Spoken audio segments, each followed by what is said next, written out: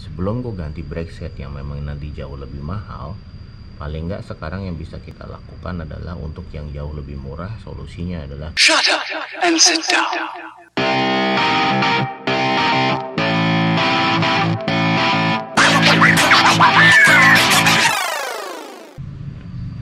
Good morning gengs, jumpa lagi hari ini di Gravelin aja. Kita bukan mau jalan-jalan, tapi kita rehat sejenak karena hari ini gua mau coba ganti rotor gua.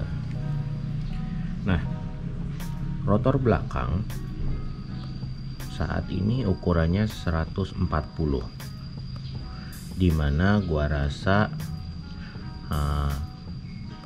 remnya kurang gigit ya. Gua nggak tahu kenapa kurang gigit, apakah karena memang brake set gua, kaliper gua ya yang kurang gigit, atau memang dari jenis rotor seperti ini tidak terlalu banyak mungkin dengan bolongan seperti ini kurang gigit di resinnya, saat resin ngikat dia kurang gigit, atau ya karena memang dia pakai rotor kecil 140 sehingga daya cengkramnya memang berkurang.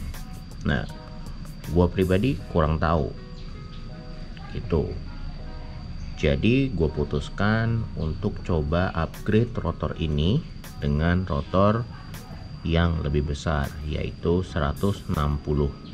Kalau dilihat rotor ini agak sedikit beda, rotor yang di belakang agak sedikit berbeda jenisnya ataupun mungkin bolongan-bolongannya dengan rotor yang ada di depan.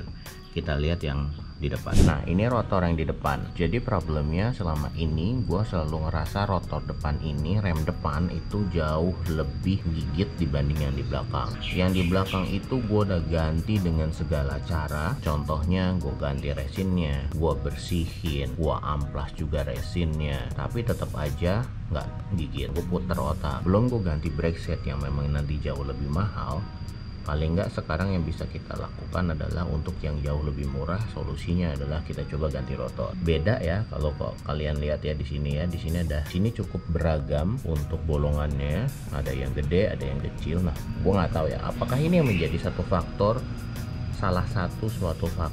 rapetnya, kencengnya sebuah brake set untuk ngikat saat dia direm.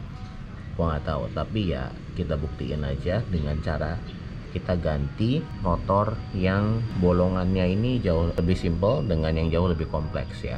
Kita lihat. Nah, kita lihat. Gue juga masih pengen tahu apakah ini problemnya karena di sini rotor gue lebih simpel dengan rotor yang depan itu kan jauh lebih kompleks bolongannya ya. Ya gue nggak tahu, ilmu gue juga nggak banyak sih. Ya cuma sotoy aja. Nah, sekarang gue mau ganti dengan rotor yang 160. Nah, kalau kalian lihat di sini, pertama rotor 160 ukurannya memang beda ya, gitu. Terus gue pakai yang merek Shimano nih. Nah, perlu diketahui juga gue pakai brake set, kaliper full mekanik dan single piston. Jadi belum yang keren-keren banget tuh, yang dual piston ataupun pakai hidrolik gitu. Nah, mungkin itu juga salah satu faktor yang membuat kenapa gigitannya nih kurang, bisa jadi gitu. Tapi ya nggak juga sih, beberapa teman gue yang pakai yang pakai kaliper mekanik tuh mereka juga remnya oke banget gitu. Terus juga yang memang nanti saat kalian harus coba ganti-ganti rotor adalah pastikan istilahnya tuh mountingnya. Kalau kalian lihat di sini nih, ini ada ikatannya ke hub, free hub ya. Ini jenis rotor yang 6 bolt, jadi dia itu memang ngikutin dari hub, free hubnya. Jadi kalian jangan salah untuk waktu beli ya gitu. Soalnya ada yang center lock. Biasanya memang kalau bicara center lock memang yang harganya memang cukup atas ya, yang premium. Misalnya contoh beberapa hub yang di Ultegra dan Dura Ace itu biasanya sudah pakai center lock. Tapi ya menurut gua Gue belum tahu bedanya apa, tapi yang jelas ini sih sudah oke sih sejauh ini. Cuma memang problemnya adalah ngeremnya kurang gigit seperti itu.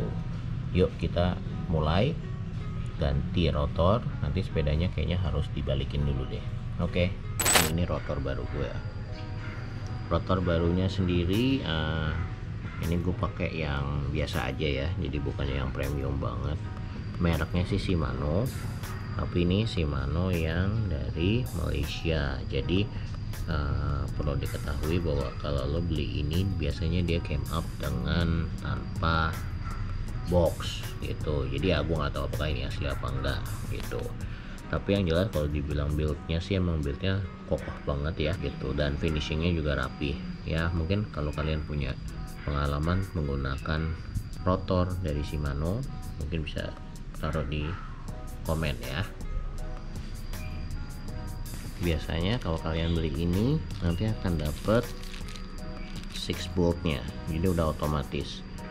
Dan ini sih common ya, baik lo beli yang Jepang atau yang Malaysia semuanya dapat. Nah, selain itu karena mounting gua sekarang 140, jadi gua harus butuh adaptor. Adaptornya seperti ini, ini dijual terpisah. Biasanya tukangnya beda nih, gue beli di 2 toko yang beda. Ini khusus yang belakang.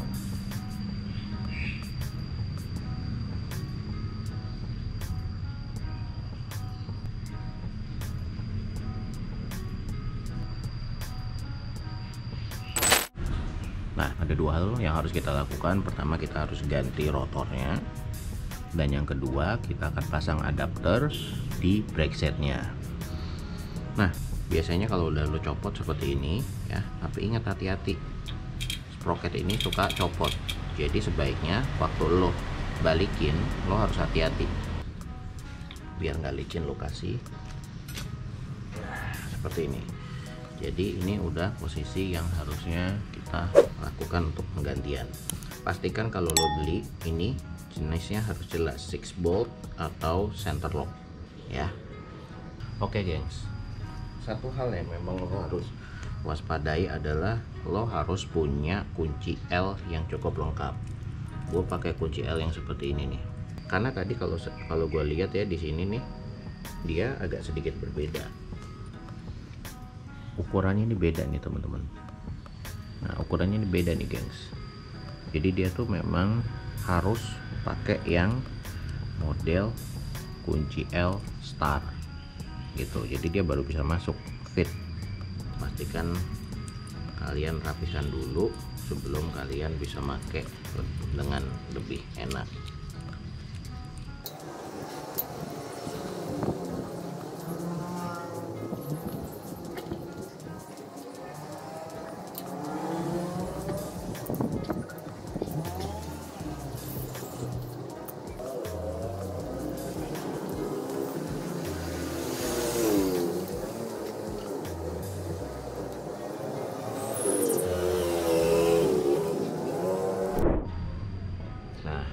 Kayaknya harus dipasangin ini nih tuh.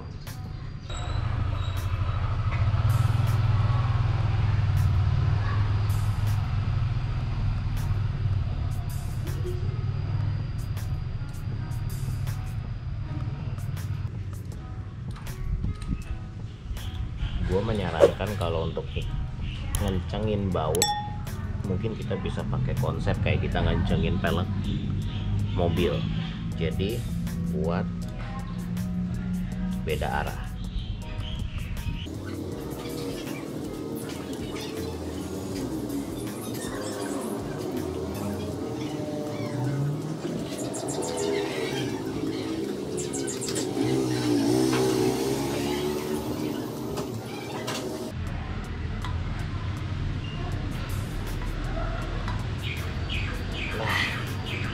Oke.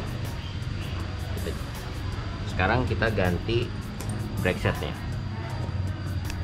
Nah, sekarang kita harus pasang ya. Ingat ada tanda top. Gua asumsikan kalau top itu ya ke depan, ke atas ke depan. Karena ini sepedanya kebalik ya, jadi kita harus pasang seperti ini ya. Ingat teman-teman, gengs. Jadi ingat gengs, ada 2 kunci. Ini yang panjang dan ini yang pendek ya. Jadi kayaknya yang pendek masuk ke sini, dia akan masuk mounting ke bracketnya, sedangkan yang panjang akan masuk dari belakang langsung ikat di sini gitu. Oke, jadi langkah awalnya kita harus mountingin dulu ke sini, ke bracket. Pastikan kita masuk di sini.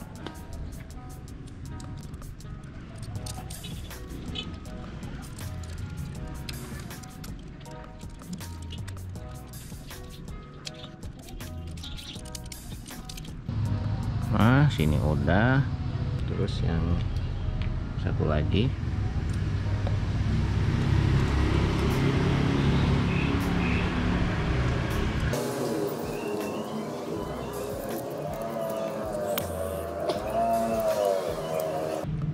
Nah, udah. Jadi kalau kita lihat dia akan begini. Jadi dia memang akan bergerak yang tadinya di depan di sini, dia akan maju ke depan. Itu makanya dia bisa mengcover rotor lebih besar.